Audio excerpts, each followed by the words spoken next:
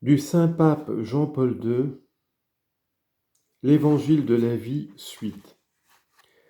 Ces structures et ces lieux de service de la vie, ainsi que toutes les autres initiatives de soutien et de solidarité que les circonstances pourront suggérer dans chaque cas, ont besoin d'être animées par des personnes généreusement disponibles et profondément conscientes de l'importance de l'Évangile de la vie pour le bien des individus et de la société. Une responsabilité spécifique est confiée au personnel de santé, médecins, pharmaciens, infirmiers et infirmières, aumôniers religieux et religieuses, administrateurs et bénévoles. Leurs professions en font des gardiens et des serviteurs de la vie humaine. Dans le contexte culturel et social actuel où la science et l'art médical risquent de faire oublier leur dimension éthique naturelle, ils peuvent être parfois fortement tentés de se transformer en agents de manipulation de la vie ou même en artisans de mort. Face à cette tentation, leur responsabilité est aujourd'hui considérablement accrue. Elle puise son inspiration la plus profonde et trouve son soutien le plus puissant justement dans la dimension éthique des professions de santé, dimension qui leur est intrinsèque et qu'on ne peut négliger, comme le reconnaissait déjà l'antique serment d'Hippocrate, toujours actuel, qui demande à tout médecin de s'engager à respecter absolument la vie humaine et son caractère sacré. Le respect absolu de toute vie humaine innocente exige aussi l'exercice de l'objection de conscience face à l'avortement provoqué et à l'euthanasie. Faire mourir ne peut jamais être considéré comme un soin médical, même si l'intention était seulement de répondre à une demande du patient. C'est au contraire la négation des professions de santé qui se définissent comme un oui passionné et tenace à la vie. La recherche biomédicale elle-même, domaine fascinant et annonciateur de grands bienfaits nouveaux pour l'humanité, doit toujours refuser des expérimentations, des recherches ou des applications qui, niant la dignité inviolable de l'être humain, cessent d'être au service des hommes et se transforment en réalité qui les opprime tout en paraissant leur venir en aide. Les personnes engagées dans le bénévolat sont appelées à jouer un rôle spécifique. Elles apportent une contribution précieuse au service de la vie quand elles allient compétences professionnelles et amour généreux et gratuit. L'Évangile de la vie les pousse à élever leur sentiment de simple philanthropie à la hauteur de la charité du Christ, à reconquérir chaque jour dans le labeur et la fatigue la conscience de la dignité de tout homme, à aller à la découverte des besoins des personnes en ouvrant s'il le faut de nouvelles voies, là où le besoin se fait le plus urgent et là où l'attention et le soutien sont les plus déficients. Le réalisme tenace de la charité exige que l'on propage l'évangile de la vie également par des types d'animation sociale et d'engagement politique où l'on défende et où l'on mette en avant la valeur de la vie dans nos sociétés toujours plus marquées par la complexité et le pluralisme. Individus, familles, groupes, entités associatives ont, à des titres et selon des modes divers, une responsabilité dans l'animation sociale et dans l'élaboration de projets culturels, économiques, politiques et législatifs qui contribuent, dans le respect de tous et selon la logique de la vie sociale et démocratique, à édifier une société dans laquelle la dignité de chaque personne soit reconnue et protégée et la vie de tous défendue et promue. Cette tâche repose en particulier sur les responsables de la vie publique. Appelés à servir l'homme et le bien commun, ils ont le devoir de faire des choix courageux en faveur de la vie, surtout dans le domaine des dispositions législatives. Dans un régime démocratique où les lois et les décisions sont déterminées sur la base d'un large consensus, le sens de la responsabilité personnelle peut se trouver atténué dans la conscience des personnes qui ont une part d'autorité.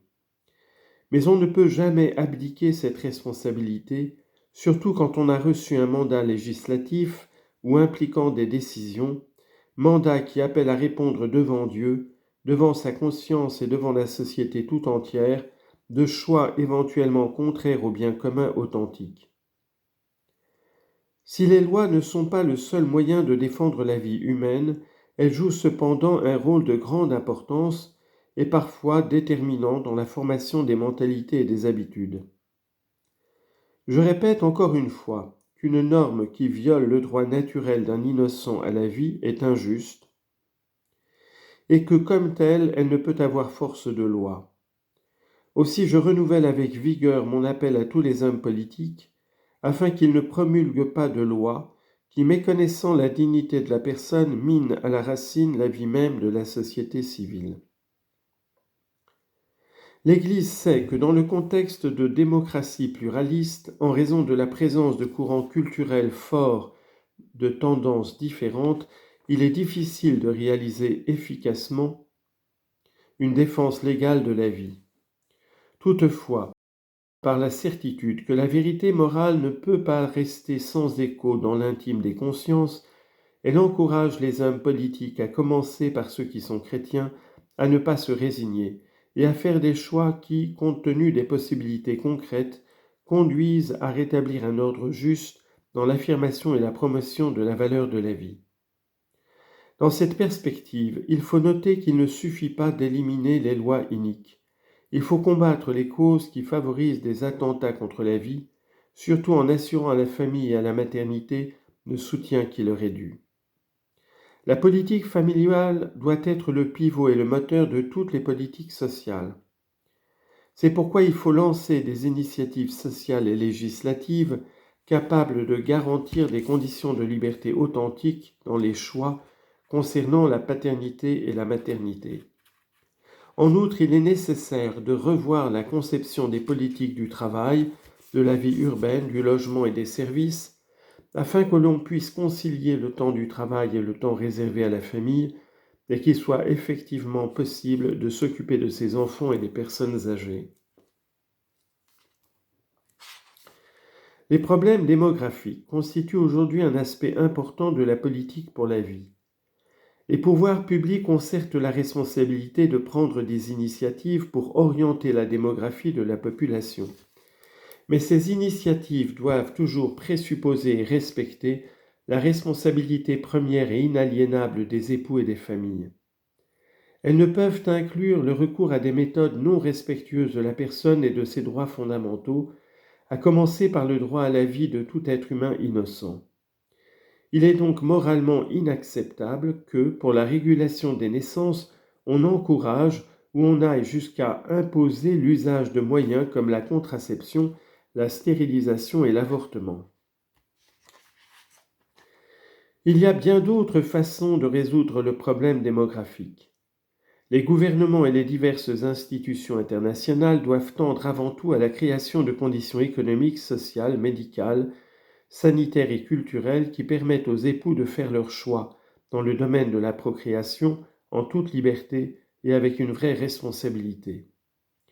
Ils doivent ensuite s'efforcer d'augmenter les moyens et de distribuer avec une plus grande justice la richesse pour que tous puissent participer équitablement au bien de la création. Il faut retrouver des solutions au niveau mondial en instaurant une véritable économie de communion et de participation au bien, tant dans l'ordre international que national. C'est la seule voie qui respecte la dignité des personnes et des familles, ainsi que l'authentique patrimoine culturel des peuples. Le service de l'évangile de la vie est donc vaste et complexe.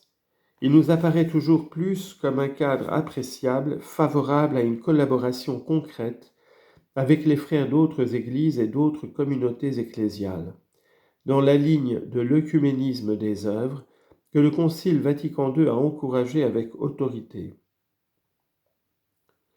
En outre, le service de l'évangile de la vie se présente comme un espace providentiel pour le dialogue et la collaboration avec les croyants d'autres religions et avec tous les hommes de bonne volonté. La défense et la promotion de la vie ne sont le monopole de personne, mais bien le devoir et la responsabilité de tous. Le défi auquel nous devons faire à la veille du 3e millénaire est ardu. Seule la coopération harmonieuse de tous ceux qui croient dans la valeur de la vie pourra éviter un échec de la civilisation en conséquence imprévisible.